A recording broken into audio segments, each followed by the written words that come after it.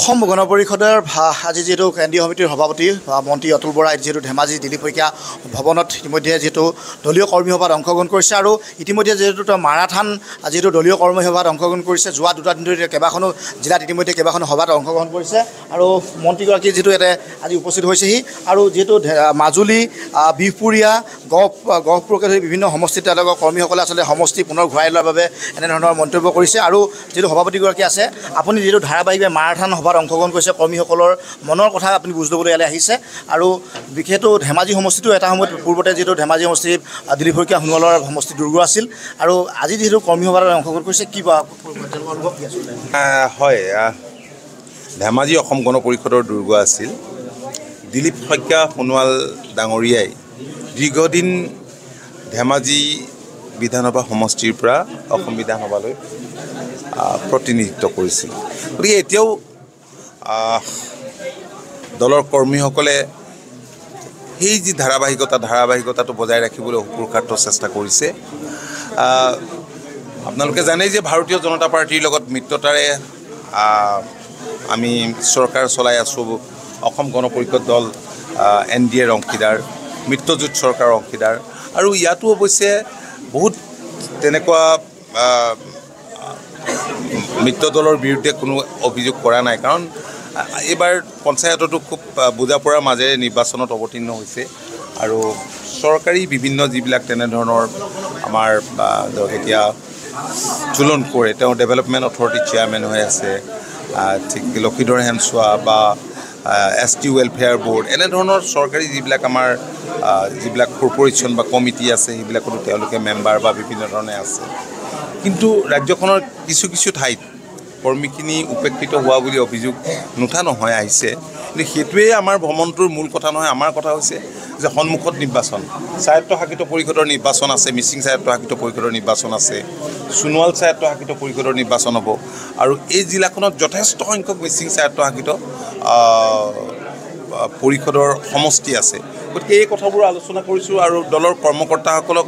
ক্ষীপ্ৰ গতিৰে দলৰ সাংগঠনিক স্তৰবোৰ মজবুত কৰিবৰ কাৰণে আৰু জনসংযোগ বৃদ্ধি কৰিবৰ কাৰণে মই আহ্বান জনাইছোঁ তেওঁলোকক এমাহ সময় দিছোঁ এমাহ সময়ৰ ভিতৰত প্ৰতিটো সাংগঠনিক স্তৰ যাতে মজবুত কৰি তোলে কাৰণ ইয়াত এটা নতুন সমষ্টি হৈছে আপোনালোকে জানে যে শিৱৰগাঁও সমষ্টি গতিকে এই গোটেই কথাখিনি চাই মেলি ক্ষীপ্ৰতাৰে কাম কাজখিনি আগুৱাই লৈ যাবলৈ কৈছোঁ কৰ্মীসকলৰ মাজত সুসমন্বয় ৰক্ষা কৰি ৰাইজৰ মাজলৈ সোমাই যাবলৈ আমি আহ্বান জনাইছোঁ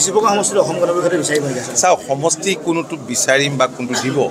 এইটো নিৰ্ভৰ কৰিব জিকাৰ সম্ভাৱনীয়তাৰ ওপৰত আৰু জিকাৰ সম্ভাৱনীয়তাৰ কথাটো আহিবলৈ হ'লেই ডেফিনেটলি সাংগঠনিক ভেটি কিমান মজবুত হৈ আছে এই কথাটো আহিব গতিকে তেওঁলোকক মই কৈছোঁ যে যিকোনো নিৰ্বাচনৰ মুখামুখি হৈ জয়ৰ মুখ দেখিবলৈ হ'লেই আমাৰ সংগঠন শক্তিশালী কৰিবই লাগিব গতিকে পোনপ্ৰথম দলৰ কৰ্মীসকলৰ কাম সংগঠন শক্তিশালী কৰা আৰু সেই কামটো তেওঁলোকে কৰিম বুলি মোক প্ৰতিশ্ৰুতি দিছে ধন্যবাদ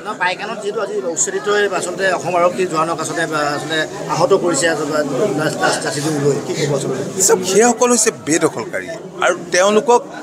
এনে চৰকাৰী কেতবোৰ ভূমি আৰু বিশেষকৈ ট্ৰাইবেল বেল ব্লক বা ফৰেষ্ট মাটি দখল কৰিবৰ কাৰণে উচতনি দিয়াৰ মূল ৰাজনৈতিক দলটোৱে আছিল কংগ্ৰেছ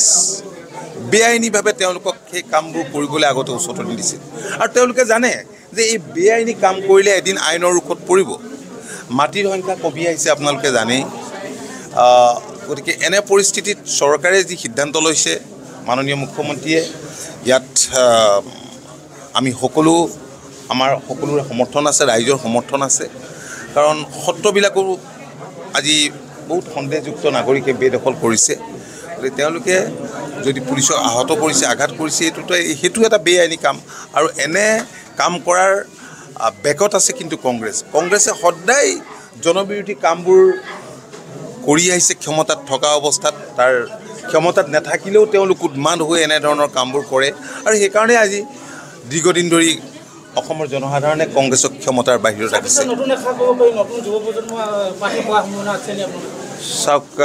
নতুন প্ৰজন্মক আমি সদায় অগ্ৰাধিকাৰ দি আহিছোঁ গতিকে গোটেই কথাখিনি নিৰ্ভৰ কৰিব আমাৰ দলৰ সংগঠন কিমান শক্তিশালী হৈ আছে সেইটোৰ ওপৰত ঠিক আছে কৃষকসকলে বিশেষকৈ হয় খৰাং বতৰে কৃষকক যথেষ্ট উদ্বিগ্ন কৰি তুলিছিল আৰু এই সমস্যাসমূহক চাওক জলবায়ুৰ পৰিৱৰ্তনটো আমাৰ কাৰণে এটা ডাঙৰ প্ৰত্যাহ্বান আৰু এনে প্ৰত্যাহ্বানৰ মুখামুখি হ'বলৈ আমি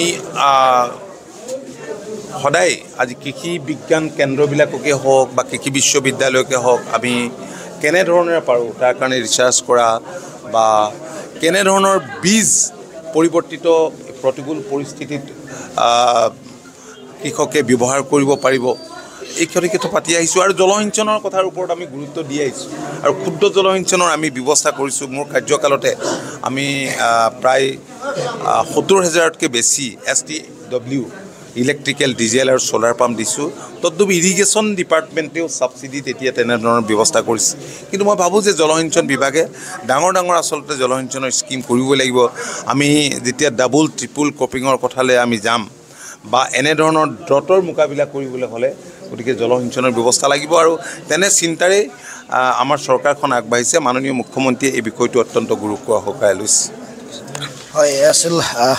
আচলতে মন্ত্ৰী অতুল বৰা আৰু অসম গণ পৰিষদে ইতিমধ্যে লক্ষ্য নিৰ্ধাৰণ কৰিছে যে আগন্তুক 2026 আৰু সমান্তৰালভাৱে আজি পৰিষদীয় নিৰ্বাচন অনুষ্ঠিত হ'ব সেই পৰিষদীয় নিৰ্বাচনত তেওঁলোকে যাতে নিজৰ মিত্ৰজোঁটৰ প্ৰাৰ্থী বা তেওঁলোকৰ পক্ষপাত প্ৰাৰ্থী যাতে বিজয় সাব্যস্ত কৰিব পাৰে সেই লক্ষ্যৰে ইতিমধ্যে তেওঁলোকে